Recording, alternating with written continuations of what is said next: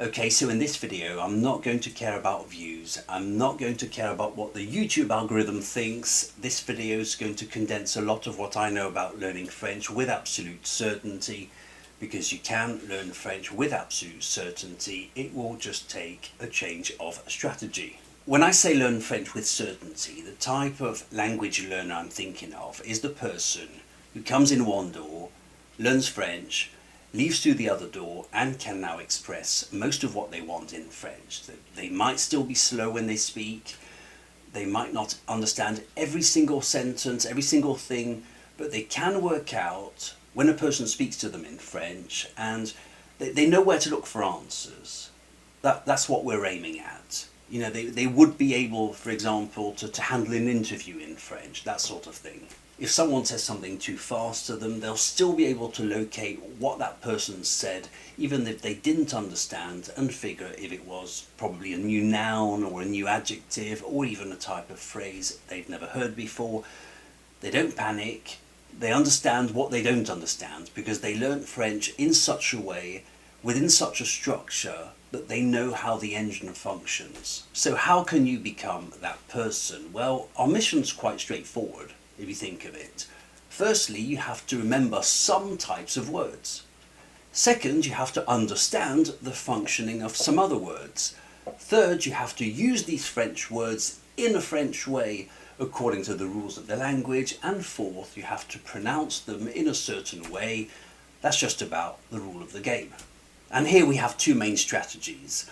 Number one, you can expose yourself to French on an indefinite timeline and hope that this turns into the mastery of these 4 skills. That's going down the river.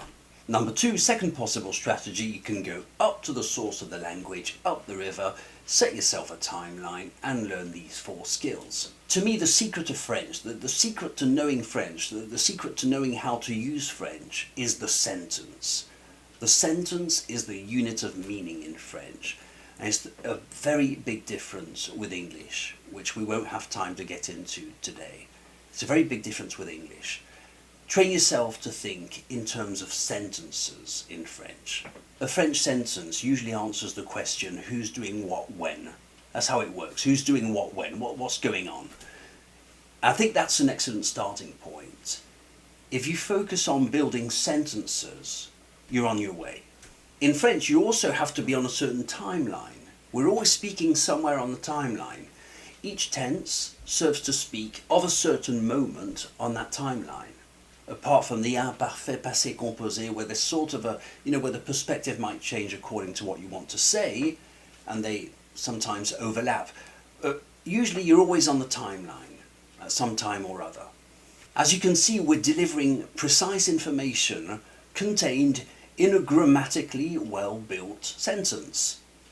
A grammatically well-built sentence that takes place at some point on the timeline. It might be a question or a statement, it doesn't much matter. Now, since we have a timeline to abide by, it also means that our verbs are going to have to reflect this. Verbs will be very important in French.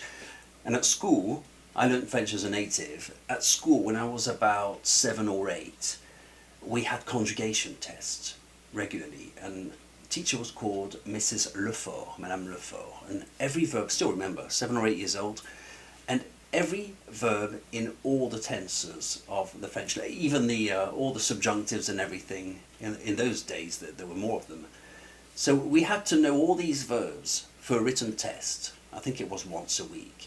Hours of writing. It's just that type of language. Hours of repetition, hours of writing. Know your conjugation tables, but know the purpose of these conjugation tables.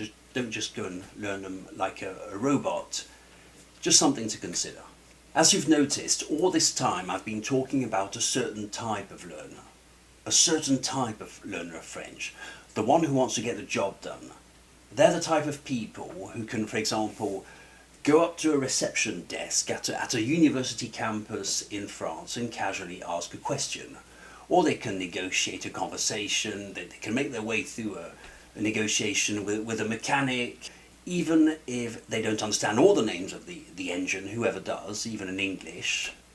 That's what we're aiming at. I'm talking about the learner who enters into the house, goes in the front door, masters the layout of French, understands French, learns it, leaves through the other door, the back door, and knows French. That's the type of learner I'm talking about. What I'm describing is actually really rare.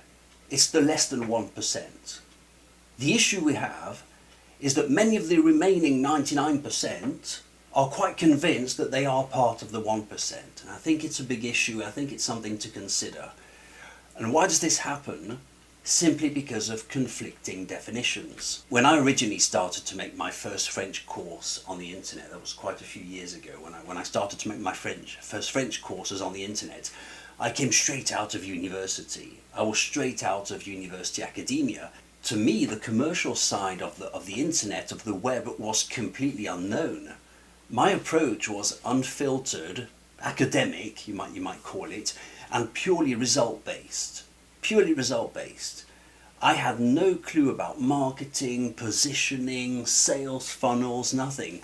I just innocently applied the same exact rigorous formula that I had used to learn German.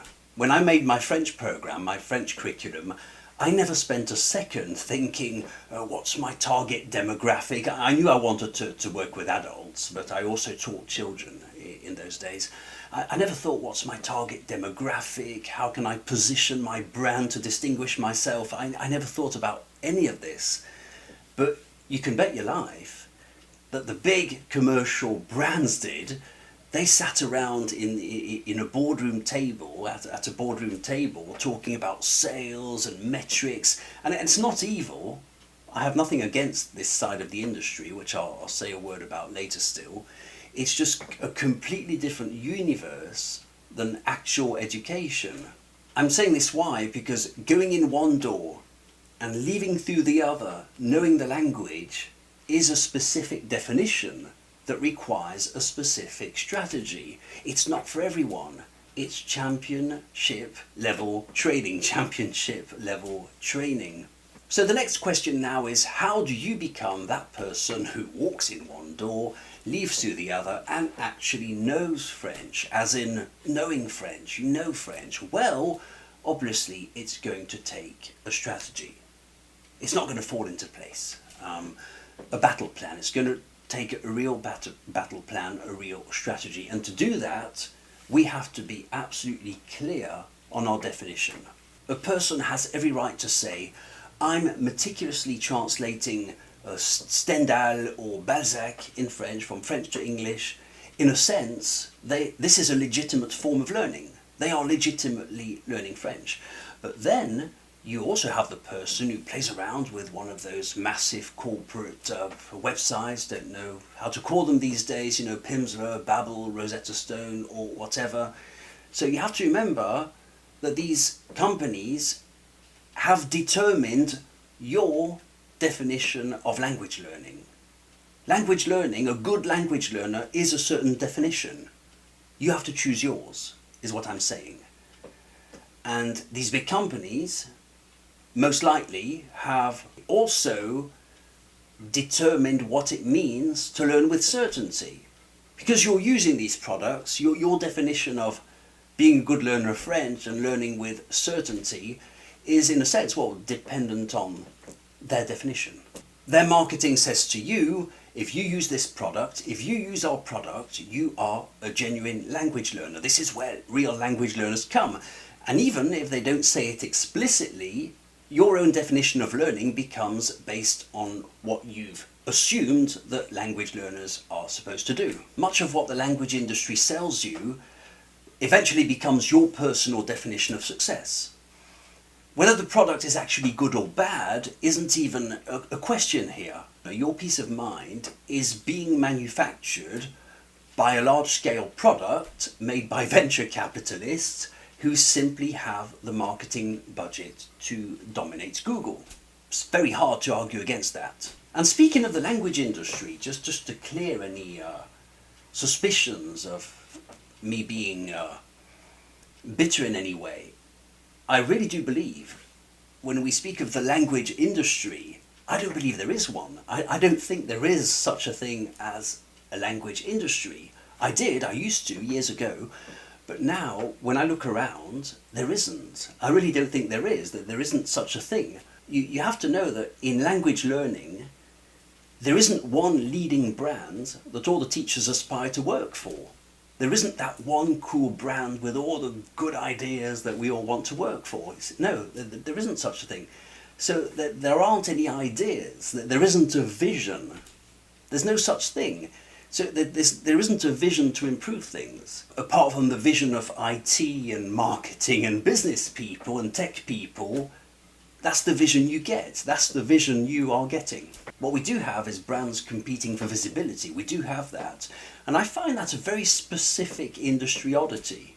We have to be absolutely clear on this, because the definition that you apply to learning French will dictate your level of satisfaction, your level of ambition, and your final result. Let's talk about strategy now, because we have somewhere to get to. We want to learn French. Let's talk about strategy. You have to balance two variables: time and effort. What is the most strategic use of your effort within the limited time that you have? That's the central question. That's the only question that matters. I've already mentioned going upstream versus going downstream, and I personally think that the upstream way, the upstream strategy, is years faster. We're talking about years here, years. But not everyone agrees. I mean, for some learners, the answer to French is sitting in a slow-moving commercial class or going on a vacation to France. For others still, it's the endless, unstructured chit-chatting on Preply or italki. The definitions vary, and so does the strategy. I'll tell you what I would do. If I needed to master Italian by this time next year, I would do a simple calculation. 365 days, 52 weeks, X hours a week that I can give to Italian. What is the absolute highest leverage use of that time? That would be my first question. So your plan of action must focus entirely on the core architecture of the language. Always moving forward. Ideally, you should always be moving forward, consolidating and building a tower in a strict logical sequence. If we take a car engine as an analogy, you'll see that there are two options. Whatever you do, there's always two options. So knowing that you have limited time and that your initial interest will eventually wane, it always does. You know, motivation is not a thing you can sustain for years. So your initial interest in French will wane, invariably. You really have two choices. We're using a car analogy here. Well, option one, you can learn the entire architecture of the car engine systematically from day one. That's one option. Option two, you can drive around a whole lot in your car, wait until something breaks down, a certain part breaks, and then you try to figure how to repair it. This second option is actually what most learners do. They jump straight into trying to chat with someone or play games or apps, and they try to solve structural problems only when they randomly pop up. This strategy will take ages. It will take years. It's inefficient. Take it from me, it's inefficient. You're infinitely better off mastering everything you can about the structure of French inside a highly organized program first, and then gradually start to speak much later.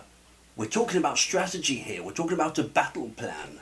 Might not seem logical, but it's a plan, and it will get you somewhere. In a language, not everything carries equal weight. Take a door, for example, a door that you open. It has hinges, a handle, and a specific type of wood.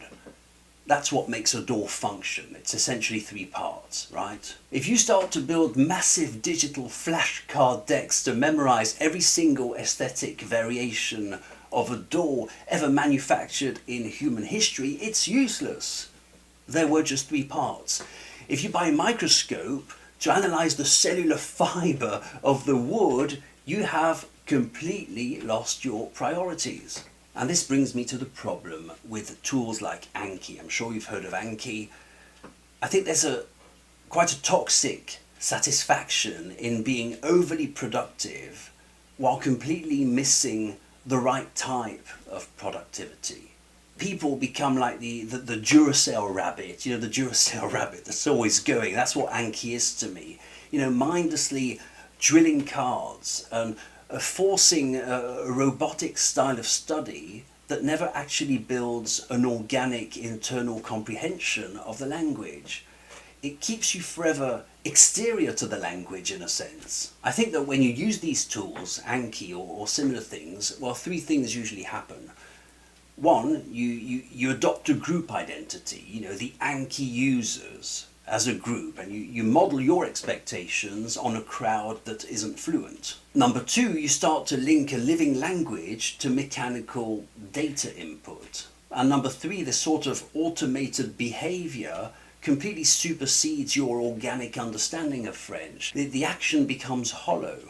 How then can you maximize your learning in a non-robotic way, and how can you stay completely clear of the language industry's watered down version, watered down definition of a language learner, and achieve French within a single year? How can you do that? Well, let's talk about this. Most of your learning has to take place within 2 years. And why do I say that? Well, simply because life gets in the way. Life gets in the way, simple as that. People fizzle out, and human resolve is a finite resource. When you have that motivation, it's a finite resource. You absolutely must do the heavy lifting of your structural learning of French within the first 12 to 24 months. Otherwise, that motivation just disappears, just goes away. It's really all about momentum. Momentum's so important in language learning, or just about everything. They say, timing and momentum is everything. It's true for business, it's true for learning. And I sometimes see comments on YouTube, with people who say, I've been studying French for 7 years, I do this and that and the other. Well, to me that sounds like saying, I've been studying how to be an advertiser or a plumber for 7 years. If it was going to happen, it would have happened by now. You clearly did something wrong. You did something fundamentally wrong. That there's simply not that much data to learn to still be learning French 7 years later. And I have to say that my strategy completely ignores all those abstract second language acquisition theories. I don't believe in any of it. Well, I partially believe in it. I don't disregard it completely, but I think that reality is a lot more important than whatever university lab theories state. I don't really care much how a human being learns in a sterile laboratory setting on a campus. I deal with real people, with real lives, real families, and demanding schedules, and that's reality, and it's all that matters, really. Let's talk about French itself now, the French language. To most people, I think that a foreign language is a collection of exotic sounding vocabulary words, the same way that a novice thinks that classical music is just a random bunch of notes. Classical music is just notes. Whether it's 17th century Baroque music or 20th century avant-garde. And they often don't see the internal logic and purpose that are completely different from one style to another, or in this case from one language to another. The French language has a distinct voice that you have to seize. The French language has a distinct voice. It doesn't work like English does. These are two different systems of communication. It doesn't function the same way linguistically, and it doesn't describe reality in the same way either. English is much more emotion-based. It's contextual, it's often vague. It's not so much what you say, it's how you say it and what you mean. French, on the other hand, is a strict structural equation. I think it's a fantastic language. The fundamental unit of French is the sentence. As I mentioned, it's the sentence. Who's doing what and when? By the way, it's no accident that when I explain these rigid linguistic concepts in English on YouTube, some people find it opaque. English simply wasn't designed to speak of such things. It's not that type of language. I can't really use English to speak about these precise structural ideas with the necessary clarity. It doesn't naturally match that type of pre-existing analytical reasoning. When you learn French, I think that the best way to do it is to follow a strict, non-negotiable order of priorities. You don't start by memorizing food items off a menu or learning slang like je sais pas instead of je ne sais pas, which seems so important to people for some reason. Your priorities have to be dictated to you, ideally by a professional who has an actual track record of taking people to fluency. If I was starting Arabic tomorrow, I should be able to ask the teacher or the course creator, what is the absolute essence of your language? What is the core engine based on? What does a masterful speaker do, and how do I get there? And this professional would look at me and ask me, well, what's your first language? What do you speak? They teach Arabic. They ask me, well, what do you speak? What's your first language? And based on my answer, they would map out the exact structural battle lines, the battle plan, the systemic differences between Arabic, English and French, and the precise challenges I'm going to face. So to wrap things up, I mentioned that the unit of French, the core unit of French is the sentence. And to build a proper French sentence, you're communicating full, almost uncompromising pieces of objective information. That's what French is. You have to pronounce all your letters with physical precision. They used to tell us in school, articulate. That was a big thing in the school programs, and I learned French as a first language. So you have to pronounce your letters all at the same volume, clearly articulated with physical precision. You can't try to substitute vague feelings for correct grammar.